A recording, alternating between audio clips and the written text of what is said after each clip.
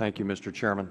I first of all want to thank you, Ambassador, and Ambassador Kirk and the entire USTR team, and also special recognition to Ambassador Hahn, who we've been working closely with too, and excited about the upcoming vote to come soon. I want to mention how much of an honor and a pleasure it's been to work with the Export Initiative Group and their commitment to doubling exports, and I think finally recognizing the importance of passing trade agreements to accomplish that goal. As I've said many times in our trade hearings from 1995 through 2007, I think is the last time we doubled our exports, and we passed 9 trade agreements. So I think everyone's recognizing the value there, the possible loss of jobs if we don't pass these agreements. So I really want to focus on the jobs issue, because sometimes there is some misinformation that gets out there, and some opponents, I think, may skew the numbers just a little bit. But just with the Korean agreement, the first estimate was 70,000 jobs that could be created, as you mentioned in your testimony. Senator Wyden has completed a study that estimates the job gain would be almost 280,000, which includes our services industry, which, as you know, is about 80% of our economy now.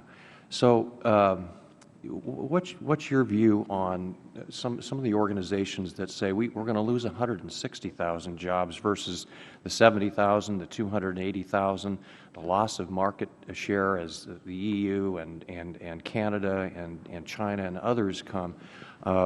We want to sell American.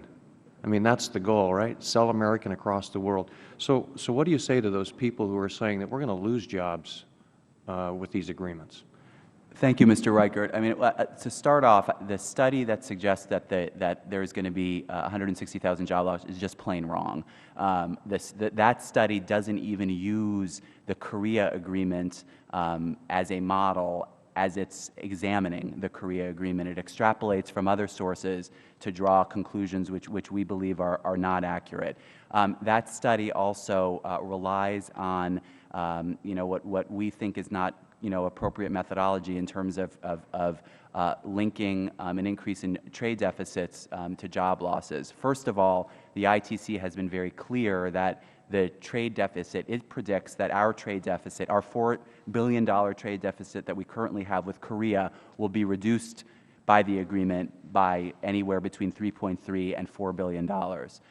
And assuming a link between trade deficits and job losses that isn't really supported by historical evidence. During the Great Depression, a time where we had very high employment, we ran trade surpluses. In the 90s, when we were operating at very close to full employment, we ran large trade deficits. But to your point, sir, is this agreement is all about jobs, and the export opportunities, the 10 to 12 billion in annual exports that this agreement is going to create in goods trade alone will produce, a conservative estimate on our part, 70,000 jobs, and that's just goods trade. That's not when you look at services trade and other areas.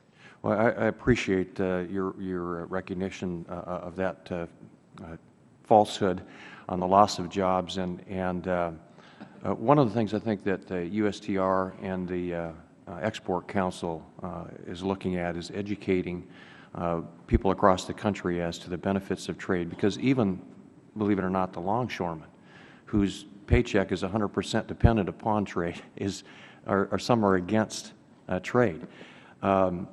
So the last question I want to ask real quick, the environment is very important to all of us, and especially for those of us in Washington State, it's very important to us.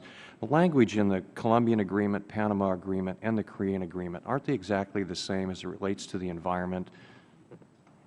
Yes, sir. We have the most high standard environmental provisions in Korea, Colombia, Panama, as well as in the Peru agreement. And I'm happy to go into as much agonizing detail as you want, but we are very proud of the text of the environmental agreement. Korea has made great progress there, am I correct? Yes, sir. Yes. Thank you, Mr. Chairman. I yield back. Thank you. Mr. Neal is recognized.